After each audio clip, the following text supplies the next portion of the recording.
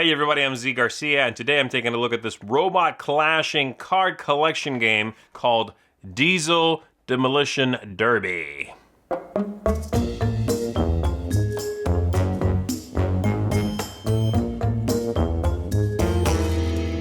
In this game, players are dealt a hand of cards, and they are going to pick a card from that hand, reveal it simultaneously with everyone else. Some powers are going to go off, things are going to get discarded, things are going to go switcheroo. Then you pass your hand to the next player, and you do it again. It's a drafting game.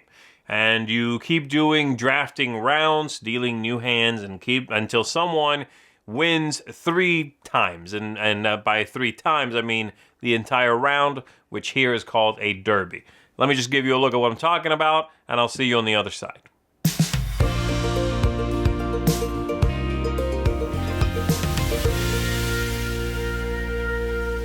To set up the game, we are going to give each player one of these reference sheets, though there are only 3, so you're going to have to share if you play with more than 3 players. And then you're going to set up the deck of cards. In this case, this is the deck for 4 players. We would add these.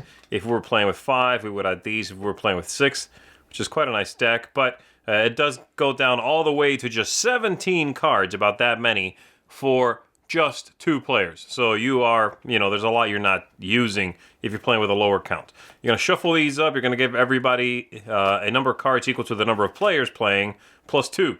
So in this case, every player gets 6 cards. If you're playing with 6 players, everybody gets 8, and so on.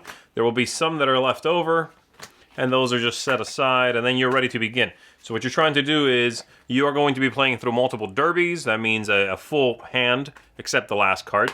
And then at the end of that derby, everybody is going to compare their strength totals. Whoever has the highest strength gets one of these gears. Get 3 of these gears, you win the whole thing. Okay? And so, everybody is going to pick a card. And so I would pick that, and I'm just going to pick randomly for the other 3 players. And then they are all revealed. Now, the cards have a few pieces of information on them. They'll have the illustration, of course, lovely. And they'll have a strength, which is also tied to the kind of card it is. So the 2s, for example, in yellow here, are always tanks. They're always called tanks. And they are all different. They go up to, some of the bigger ones with a value of 4, for example. And so now we check some symbols on the cards and some effects. There's a few different symbols. There's a symbol that is for the derby. You check that at the end of the entire hand here. There is one that has a turn effect that applies to this turn. Some of them have a lightning symbol that applies immediately, one time, and there's another ongoing effect that's just basically on from the time that card is in play. And so now we would check the turn effects. Those happen. It doesn't matter in what order they happen. Like this one, for example, is a Juggernaut. It says the Juggernaut cannot be discarded this turn. And then the other ones that have a lightning symbol, and the ongoing you would check also, by the way. The lightning symbol, you have to trigger those from the highest number to the lowest, strongest robot to the lowest. And so in this case, I have over here a heavy tank, and it says discard all combatants deployed this turn with the lowest strength. The lowest strength is this one. So this is out. And then this one triggers. And it says if this is the only Ravager, which is the value 1s are all Ravagers. If this is the only Ravager deployed this turn, all other combatants deployed this turn are discarded. Otherwise, discard Sting over here. So these are discarded, except this one that says the Juggernaut cannot be discarded this turn. Because, well, it says that. So that one's out. And then these stay face up in front of the players, and we pass our hands to the next player. You play one again, and you know what this player has at this point, and you show those. You go through the same calculations. Let's see, we've got a turn effect here. Oh, that's old. Nothing. We've got this one has a power. This one has an ongoing ability that says each tank you control has a strength of 4. Good, so this player's going to want to try to prioritize tanks. And this is the only power then. The Hunter says, discard all combatants deployed this turn with the highest strength. The highest strength deployed this turn was 3. Both of these battle mechs are strength 3. They're both out. And so I keep this one. This player keeps this one. We pass them again until you're down to just 2 cards. Then you play one and discard the other. And then we compare those totals. And again, you get this. And then you're going to shuffle up the entire deck again, deal out cards again, keep going until someone has 3 of these things. So be aware, of course, that if you are playing with, let's say, 6 players, then you are going to play anywhere between 3 rounds if the same player wins, between 3 and 13 rounds. That's quite a window. We'll talk about that more in just 1 second. But that's basically the game. Keep doing that, triggering these powers, messing with the other player, stealing or discarding their cards, and then checking your strength at the end of each round to see who gets the reward there until someone wins the whole thing. So let's go back up top and let me tell you what I thought of it. All right, so there it is. Diesel Demolition Derby. They love to alliterate. All right, let's talk about it using my target audience system here, starting with thematic ties. I think the theme here, I think the theme is cool. I like the theme. I think the thematic ties are pretty weak because I don't understand what's happening. I don't understand if are we just throwing robots at each other and see which one. I mean, is it like baseball, robot baseball, where I don't get it. It's not one robot. It's a bunch of random robots, and there is no cohesion to what you're doing. I guess they're attacking each other, and if they don't die, it sticks around, kind of. Why does my hand pass to the next player? Am I constantly stealing their stable of robots, and my neighbor is constantly stealing mine? The theme here is a cool idea, it's just not well implemented. The aesthetics, I think, are fantastic. The artwork, the card quality, there's a lot of charm in these illustrations. I mean, a lot of charm. And this, to the point that this artwork, in case you hadn't picked up on this, this isn't getting a positive review from me. I think this artwork deserves a better game. It is that good. It is super charming. So, that's good. Replayability, scalability, major issues here with this one. I think the replayability is going to, let's talk about scalability and you'll see what I mean.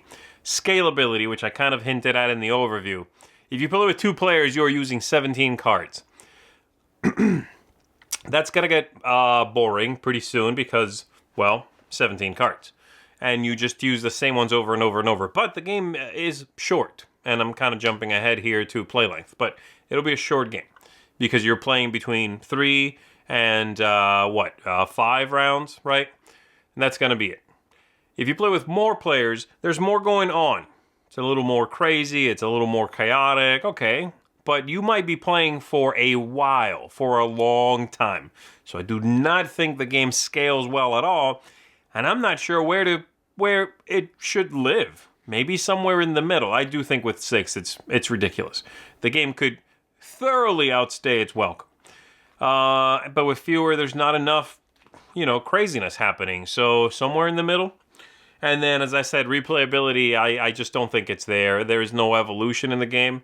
You're just shuffling up the same cards and think, basically, if you're familiar with Seven Wonders, think playing Seven Wonders with just the first Epoch deck 6 times in a row.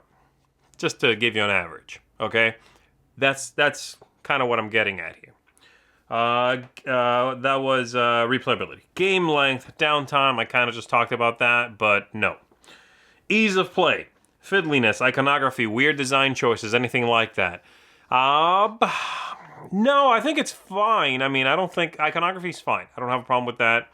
I think the text on the cards is fine. The only issue I have, as far as weird design choices, again, is that I think there is no evolution in the game.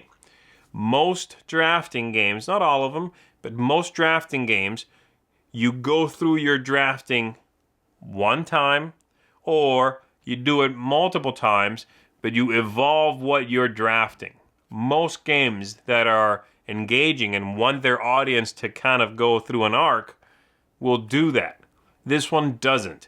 And so in that way, it often gets compared to Love Letter, in which you are kind of doing that. But Love Letter isn't nearly as chaotic, I think, as this game feels. It also only goes up to 4, Love Letter does, which I think it's funny that this is commended sometimes for going up to 5 and 6, and I think that's insane. It's just way too long because you have to win all 3 of those rounds. And Love Letter's kind of like that, But it's, and don't get me wrong, I'm not saying Love Letter is the best game ever or anything, but I think that there's a little bit more interest. The powers are a little bit simpler. It's way easier to internalize what's going on in Love Letter. A little bit of push your luck, you know. But in this one, the head-to-head, you know, reveal simultaneously, I don't know. It feels more chaotic to me. Even though you are passing your hand, you should hopefully try to keep track of what you're passing around. It doesn't quite work for me. And then lastly, tactics and strategy and luck and randomness. There's some tactics here, okay? I'm not saying this game is random. I'm not saying it's Uno. There is the idea of knowing what to pass and remembering what you passed so that you know what the other player after you can kind of do, especially later when they have fewer cards. That's neat. I like that. There is the idea of deciding when you play something. What's everybody else going to do? What do I think is happening? The idea of combos. There's a couple of little combos, right? Like the one you saw in which this card makes these other cards normally worth 2 points, worth 4 points each. Okay, you're probably going to try to draft those. And other people, knowing you probably are going to try to draft those, might try to, hey, draft against you. Pick something that is going to hurt that, or just take them out of their decks, the decks they're passing. Okay, there's a little bit of that. My main problem is just that that's a cute idea, and it works fine, and the artwork is very nice if it does not outstay its welcome and or evolves. And it does not. You're doing the same thing over and over and over and over and over, and by the third round, I was done. And no one was close to winning.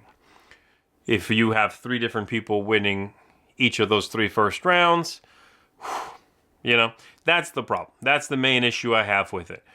So yeah, that's it for Triple D over here. It's a cute concept. It just feels samey. It's very repetitive, and I cannot really recommend it. There are a lot of better drafting games out there, a lot better drafting games. And if you want a light little filler like this, I also think you can find some that are going to do that job well. Be a light little filler. Get on the table, do its job, charm you a little bit, and then move along. You don't want to take that games with a lot of picking on the other players. There's kind of better games for that too, you know. This one doesn't do any of the things it does particularly well. And that's my main strike against it, you know. So that's it for me. Thanks for tuning in, and I'll see you next time. Thanks so much for watching the Dice Tower videos. Find more great videos and reviews, as well as our top-rated audio podcast at Dicetower.com. The Dice Tower is sponsored by Cool Stuff Inc., where you can find great games for great prices.